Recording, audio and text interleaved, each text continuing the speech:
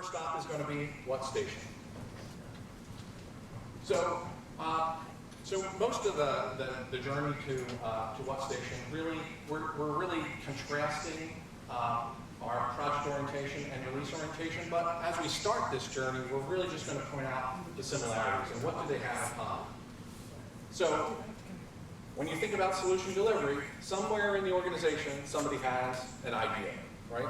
That gets chugged on in some process, some sort of a way, and in the end, we get value delivered. And when you talk about project orientation or release orientation, that's kind of where the similarities end. And we're kind of putting this up there because you'll see this kind of iconography kind of showing up throughout the whole presentation. But we're going to dive a little bit into project orientation first. And where did projects really kind of get their start? It got started in waterfall world. And why did we need projects? Well, they really are kind of containers for defining, managing, reporting, a whole set of work, an initiative, kind of going through a solution delivery. And I'm not asking you to read this because it's actually quite fuzzy, but you can see essentially there's a lot to getting through this candy land sort of way of getting software out the door. And if you look into it, really, where does our value really kind of get generated? It's in this very small section of executing the work. And I know how many folks said they were in Agile shops? Okay, well, hopefully we'll all start your journeys towards agility after this presentation. But ultimately, I've been now doing Agile in one form or another for about 9 years, and I never want to go back to this picture. It is definitely a place I don't want to be.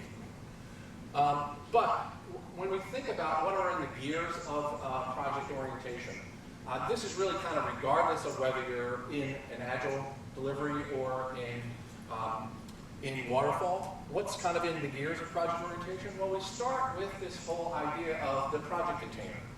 Why do we even need these project containers? We need them because we kind of started out our lives in this kind of hierarchical organization where approvals are needed for everything that ever flows through that pipe, right? And we have a business that believes, because of needing those sort of approvals, that at some level, the resources or the teams that are helping to get my solution, my new idea delivered, are going to be disappearing, and I might never see them show up for another year, 2 years, 3 years.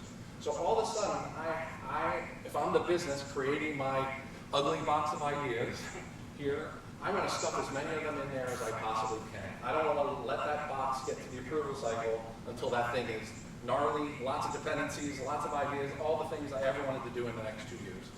Well, after that thing finally gets approved, we can then finally get the team working on that box of ideas, doing the development, delivering the value. But from a time perspective, I've spent an enormous amount of energy up front just getting the box of ideas, the project created. I do my development, and because I now, more than likely, especially when you're talking at doing some level of solution delivery at scale, I'm going to have to bring all these pieces of the project back together, and this thing is just going to collapse on itself when we finally put it into an integration environment, because we weren't thinking necessarily about how this was all going to tie together, and we see these pieces finally coming together after weeks and months of solution delivery, and we have this really fragile package that takes a lot of time to get into shape in our integration cycle. At some point, we finally do get to the point of being able to deliver a package that we're somewhat proud of and feel like we can actually deliver out to production, and we get the value delivered.